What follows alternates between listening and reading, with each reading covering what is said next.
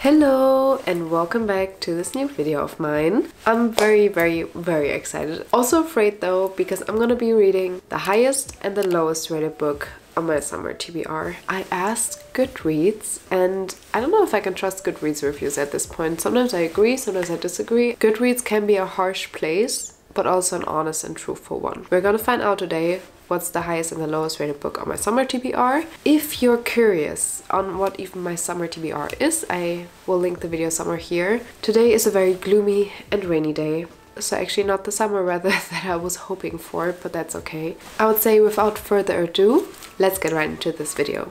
The lowest rated book on my summer TBR is Same Time Next Summer by Isabel Monaghan. I have it on my iPad. I bought the ebook a few months ago, I think, or a few weeks ago, so I'm gonna be reading it on there. I don't know what to expect. So it averaged around a 3-star, which is not good, but also not great. And I'm a bit confused because I've heard a lot of good things about it. And then it's a bit similar to Emily Henry's writing style. And in general, on YouTube, it had so many good reviews. And suddenly you're telling me it's bad? I'm so confused. It's a very short one though. I think it's under 300 pages, I believe. Let me check. It has 320 pages, so it's not a specifically long book. I don't even know what it's about. I just want to, honest to you, right now I want to go into it blind. I feel like that's more fun. Thank you so much for watching, by the way. And thank you to all the new faces. I mean, there have been so many new people coming on this channel lately, and it's so fun to be fully back right now. So thank you so much for watching. I love each and every one of you, and I hope you're having an amazing day. And I already feel a tiny bit better if I feel like I could put a smile on your face today. So that makes my day every time. Love goes out to all of you. That's it for now. I'm gonna update you.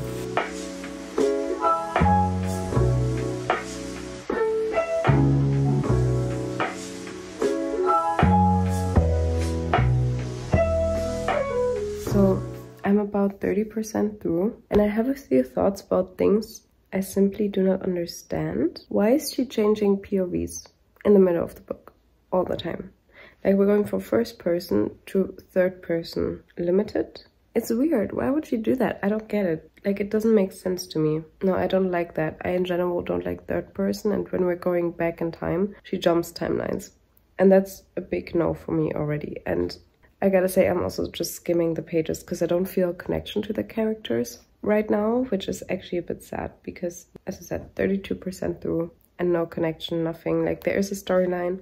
It just doesn't really add up to me. I actually couldn't care less right now. I feel like if it wouldn't be for the video, I would soon DNF. And I don't know if I'm gonna finish this book, actually. I'm really disappointed because I had really high hopes for it, but it makes sense that Goodreads rated it low then. Well, that was my update. Thank you so much for listening. Good news! I finished Same Time Next Summer yesterday. Read everything on my iPad, and I actually flew it in almost a day, which is very fast for me, but as I said, it's also a very short book. I have quite a few thoughts. I also wrote them all down while reading.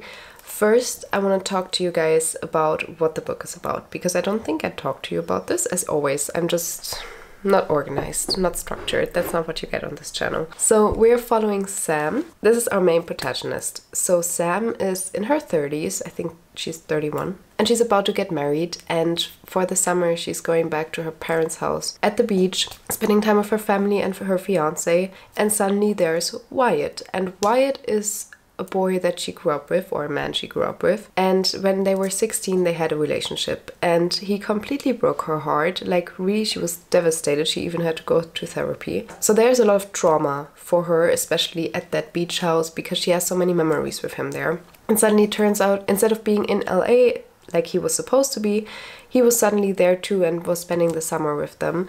And they were spending, I think, 2 weeks together. And she tried to figure out, is she still in love with her fiance? Is that the life she wants to live? Also moving on from the past and all that stuff. And also it's like the relationship that's developing again between the two of them. Like, can they get over their past, basically? So it's basically a second chance romance. And yeah, I gotta say, I'm not completely sold. I've heard a lot of good reviews on YouTube, but I more so understand Goodreads for rating it 3.5 stars. So there were a few quotes that I really liked. I can read them to you later. The biggest issue for me was we were jumping back in time, and I actually don't really like time jumping in books. I'm not a big fan of that, but in this case it made sense that we were revisiting the past. And there was a stylistic device that I did not understand, or at least I understood but I did not like it. So every time we were in Sam's POV, it was first person narration. And then suddenly when we were talking about the past, we were in Wyatt's and Sam's narration, but from third person POV, and that's where it stops for me.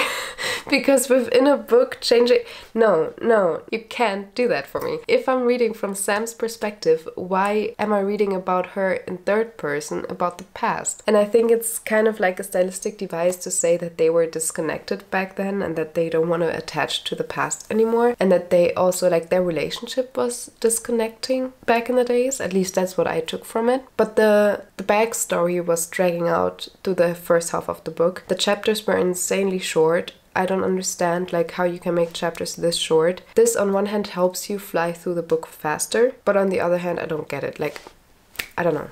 It's not for me, you know? I feel like there is so much missing to the story then. Like, I need more information. The first breakup they had in the past was not reasonable to me. It was not something where I understood the reasoning behind it, and I don't think that it was resolved enough for me personally, because I was not connecting to Sam as much, and overall I was not connected to Wyatt at all. Wyatt was not a character or a book boyfriend where I was like, he's it, you know? Like, he was just, how do I say? So there was a development later on where it turns out he was not who he said he was, basically. And that was something for me where I felt like from that point onwards, their dynamic shifted and it became better. And that was something where I was like, I don't understand, because he's still an asshole to you sometimes. There were things being said later on where I don't think you can recover from that, especially not with the past. So I did not feel like the third act breakup and also the first breakup in the beginning did not help me to connect the two characters together and figure out that they will have a loving and lasting relationship. So that did not leave me necessarily satisfied.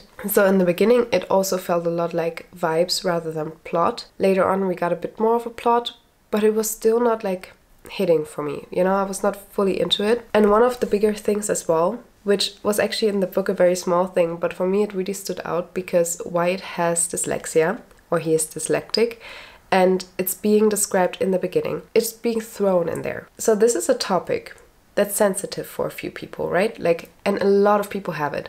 So why don't we just normalize it and also talk about it openly? Like, she wanted to create a character that has a disability. She was just briefly brushing upon it. And the thing is, I would have liked to hear Wyatt's opinion on like how he was struggling with this and how he was going through all of this, because it impacts your life. This was not described at all, so why even put it in there? I don't know. We don't know how strong the disability was for him. We don't know that.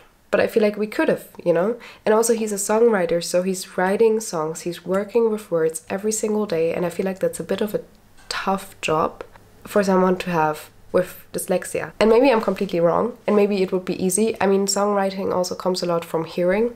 That's what I get. I don't know. I'm not dyslexic, so I don't think I'm a good representative for this point right now. I just want to open up this conversation. Even though I'm maybe not part of this, I still want to open up this conversation and make people feel seen about this, because I don't think that this was just properly described in here. And then instead of also just having one chapter in a different narration, like in a third-person POV narration, we have 7 full-on chapters. Before we only had 2 or 3 in Sam's first POV. We're getting into the book, we're having Sam's POV for 3 chapters, and then 7 of third person. I did not want to read a third person book. Sorry, I would not have picked it up. Like, I don't like books in third POV, especially not romance books. Sorry, but like, give me a heads up, you know? And also what I did not understand, Wyatt was always in third person, and towards the end we got him in first person POV when it was in the present again. And maybe it's because they were growing closer or something. It was probably a stylistic device, but don't confuse the reader too much. In this case, me. You know, I'm out of my reading flow if I always have to switch gears. For me, 3.5 stars, I started to connect after the first half with the characters more. Also due to the fact that after the first half we didn't have the flashbacks anymore, which I was happy about. So, did I love it? Not really. Did I hate it? Also not really. It's a good book. If you're interested in the premise, I can recommend it to you. It's definitely a fast, easy summer read. It brushes upon a few topics that are more heavy, So also if cheating is a trigger for you, this is maybe also not the book for you. I'm just putting all these things out there. I don't want to spoiler anything, but I feel like it's also important to talk about. This is my opinion. I'm gonna stick for 3.5 stars for now. I put it on Goodreads for 3 stars. Maybe I'm actually gonna lower it later. I don't know if I will still think about the characters. I think that's what I will depend it on. But now we're gonna read the highest rated book on my summer TBR. And I've heard a ton about this book already. Everyone and their mother has read it. It just came out this year and it's by a very famous author. And the book I'm talking about is Just for the Summer by Abby Jimenez. I've seen so many beautiful quotes, so many people loving it. Like, it's a 5-star for almost everyone on the internet at this point. And I was actually not intrigued to pick this up before. I had it in my video for releases of 2024, I think.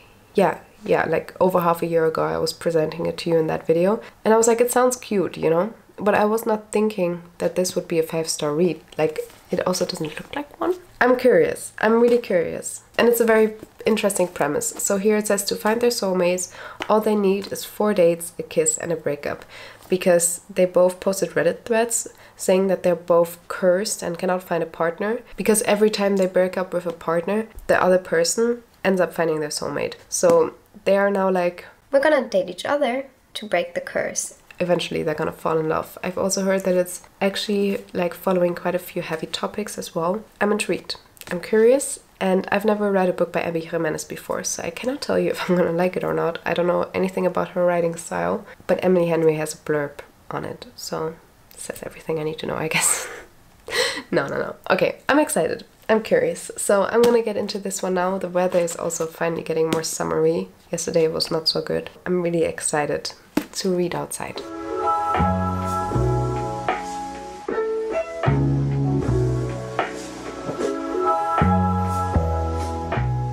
I switched from the physical copy to my Kindle and I'm 11% in and I have 5 hours left. I'm already hooked, and that was the feeling I was looking for in the other book. Just feeling immediately attached to the characters. Like, that's what I feel right now. I feel like they're both so funny, and I've never, really never in my life have I read a book in which the conversation seems so effortless. Like, I was reading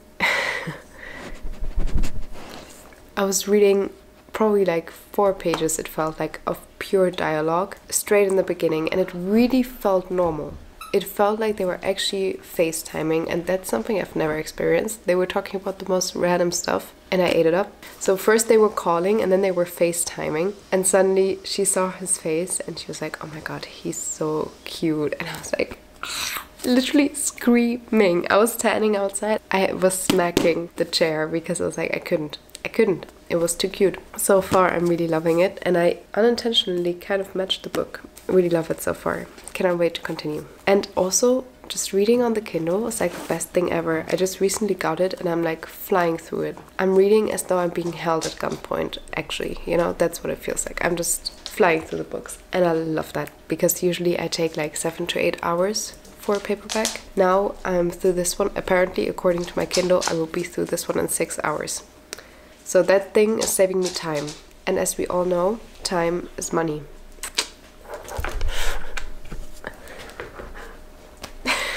Okay, I gotta go.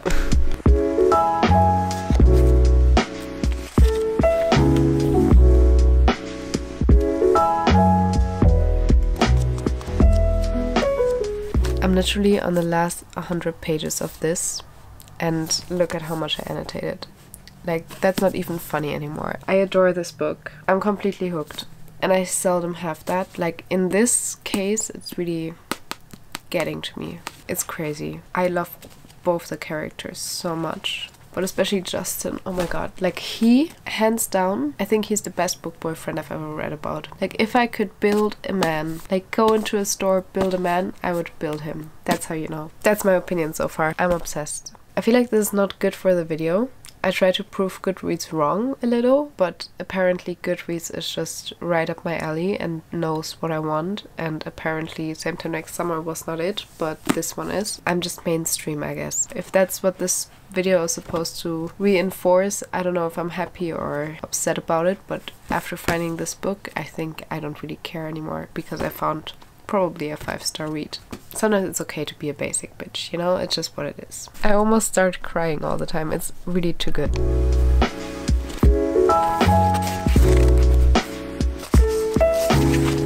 It's that time again. I'm almost crying over a quote. I'm gonna read it to you guys. I can't. Sometimes I feel like the seasons could come and go and come and go. 100 years could pass, 1,000. The ground could collapse under us. This house could crumble and go back to the earth, and we would still be standing here frozen in time. Because every second I'm with you is eternal. I've never felt anything like it. And I've never felt anything like this book. Oh god. Help. Yesterday I finished Just for the Summer by Abby Jimenez, and I think this tells you everything you need to know. I loved this book. This was just lovely. This was really good. We were following Emma and Justin here, and they're actually not living in the same place. So we start off with them having a long distance meetup, basically over Reddit, because Justin posts a Reddit thread and says that he cannot find the love of his life because every time he dates someone, they break up with him and then they go on finding the love of his life, of their life, which means that he's technically cursed. And Emma had that same issue all her life. And of course, they start dating to break the curse, and then they start falling for each other, which I ate that up. I didn't think I would love it as much as I did. These characters from the get-go had my heart. I was immediately invested. I loved all the side characters, and like there were plot twists and everything, and I was just so invested. I wanted to know what was gonna happen. I wanted to know like how we would continue, and I just couldn't help myself. I had to annotate this, and that actually doesn't happen so much. I wanted to come on here and tell you, yeah, it's a bit not overhyped, but I didn't like it, or maybe it's not as good as Goodreads made it out to be, or I like the lower rated book better. Well, I am a complete cliche, and I have to sadly, or I don't know, actually I'm happy that I found a 5-star, but I also have to announce to you that in that case Goodreads was right and was on my side. So this experiment concludes that Goodreads just knows what's up apparently. I promised you I would read you some quotes, and I'm still gonna do that. My dark blue tabs are for quotes that I love, so let's just open a random page and look at it. In general, it's just very cute, so it's just like a few smaller scenes that I really loved. For example, what if I messed them up? And then she said to him, what if you saved them? She looked at me so earnestly, she made me believe that maybe I would. Towards the end there were a lot of good quotes. This entire paragraph I annotated because I was like, I'm not gonna read all of that to you, but it was just so lovely. Oh wow. I had to clutch a hand over my chest because it felt like I was going to split open. Not a second had passed. It was a heartbeat, a flicker. And here's one of my favorite book quotes I've ever read. Also, Justin is like my perfect book boyfriend. He's just pure perfection. He put a hand to my cheek. Sometimes I feel like the seasons could come and go and come and go. 100 years could pass, 1,000. The ground could collapse under us. This house could crumble and go back to the earth. And we would still be standing here, frozen in time. Because every second I'm with you is eternal. I've never felt anything like it. And then her thoughts were, if this isn't magic, then what is? I'm swooning. And it's very hot outside, but it's getting hot in here now too. And something that very much surprised me was that this was one of the most cute and romantic smut scenes. I wouldn't call it smut, it wasn't smut. Just sexual scenes I've ever read.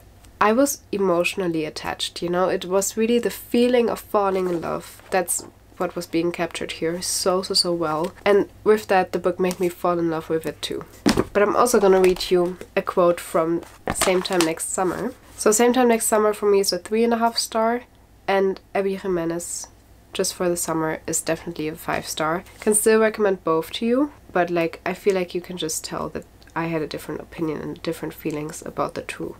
If you've loved someone your whole life, it kind of makes sense that you would love them forever. From our third date, I thought I would die if I didn't marry your dad. Granny leans in. She was obsessed. I was, my mom says, and that's not always a healthy kind of love. Creating art is about being vulnerable enough to invite people to spend time in your skin. And this concludes this video. Thank you so much for watching. I feel like it's the best place to leave it off with a few nice quotes, I guess. Have you read one of these books? Have you read both of them? Let me know in the comments down below, and also maybe what type of video you would like to see from me next. I have not asked you that yet, so always give me some video ideas. I'm open to it, so just let me know. I would love to hear from you. Have a beautiful and blissful day, and I'm gonna see you next week. Bye!